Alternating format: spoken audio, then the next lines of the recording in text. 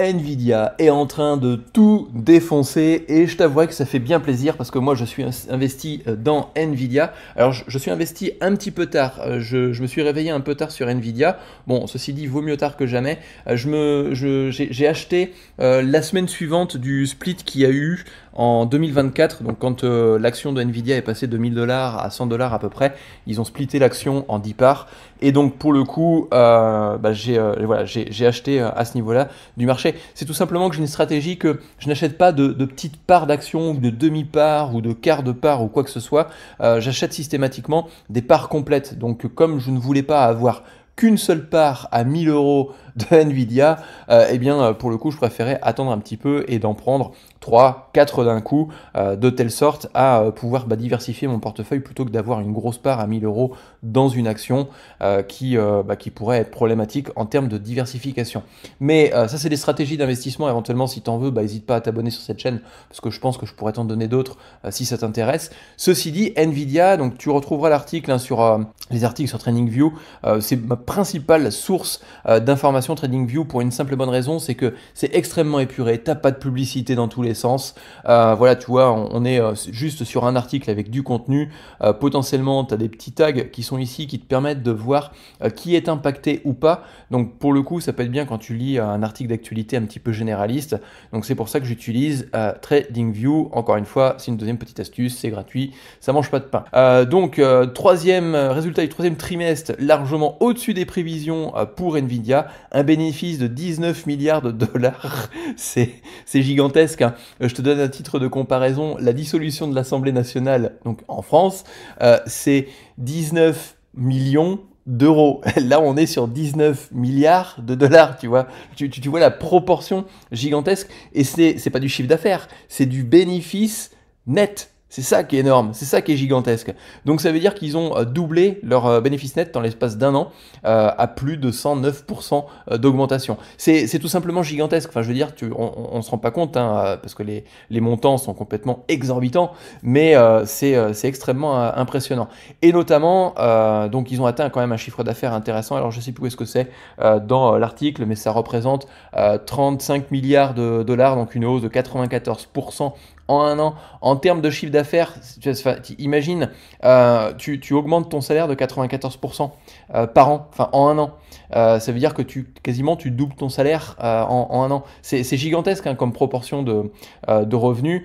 Et à première vue, donc pour le dernier trimestre, ça fait à peu près 70% d'augmentation de chiffre d'affaires, ce qui est quand même énorme.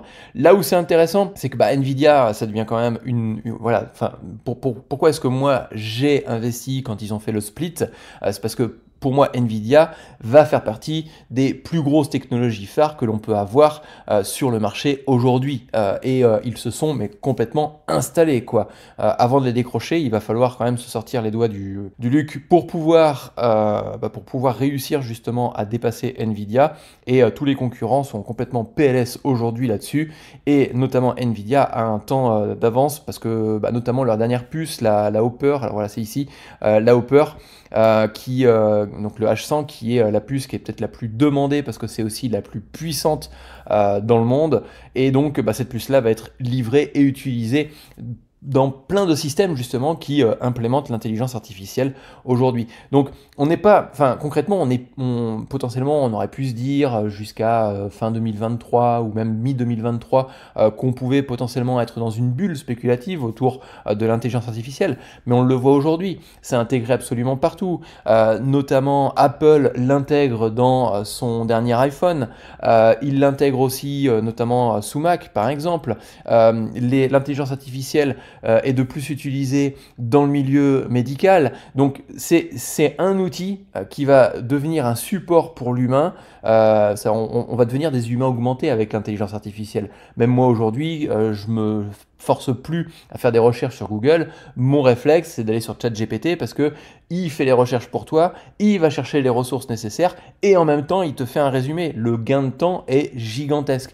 Donc on va avoir aussi pour les entreprises, grâce à l'intelligence artificielle, un gain de temps extrêmement important de productivité parce que justement l'intelligence artificielle peut faire des choses que l'humain ne peut pas faire. Dans le milieu du développement, on a eu avant toute cette flambée sur Nvidia, on a eu Copilot qui est pour les développeurs un outil qui est un outil de développeur augmenté. Ça veut dire que ça accélère la production de code pour les développeurs. Un développeur, ça coûte enfin, c'est pas excessivement cher, mais concrètement, ça coûte quand même un certain montant pour coder une application. Si tu arrives à réduire de 25% le temps de coder une application, bah, c'est 25% que tu vas pouvoir mettre dans l'amélioration de cette application, tu vois, en termes de temps. Et donc, bah, tu gagnes de l'avance par rapport à tes concurrents à intégrer l'intelligence artificielle dans tout simplement dans ton activité en tant que professionnel.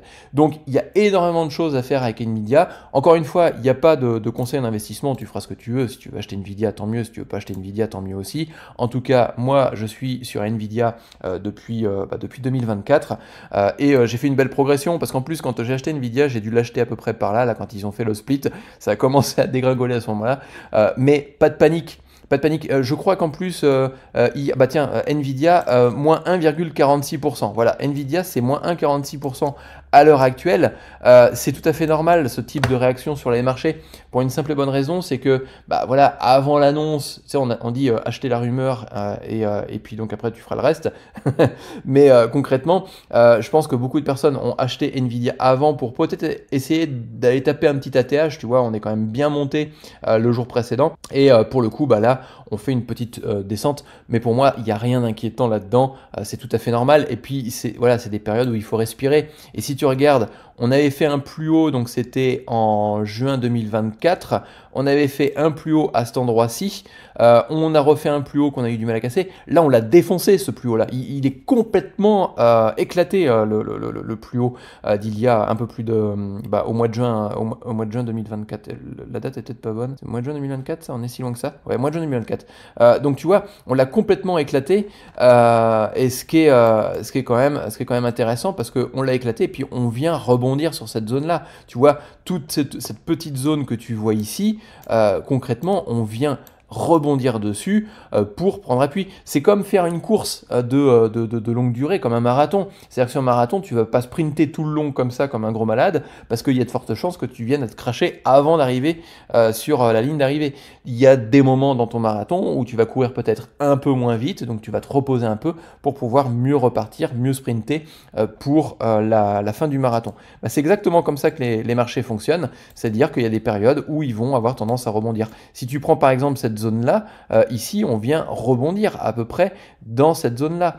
Il y a plein d'endroits. Ici, la grande mèche qu'on a ici, tu vois, on est venu rebondir à peu près ici. C'est pas une science infuse avec du millimètre près, d'accord? Mais concrètement, je pense que c'est le moment qu'on a actuellement sur Nvidia, ce moment de stabilisation que l'on a ici, pour moi est un moment intéressant, peut-être pour remettre une petite cartouche. Donc moi, mon plan sur Nvidia, ça va être le suivant. On est le 21 novembre, je vais attendre mon prochain chiffre d'affaires qui va rentrer à la fin du mois et je vais remettre une bonne grosse cartouche sur cette action-là pour pouvoir continuer à bénéficier de l'avancée de l'intelligence artificielle parce que, à mon avis, on n'est que au début. Et si tu veux d'autres analyses de ce type, n'hésite pas à t'abonner.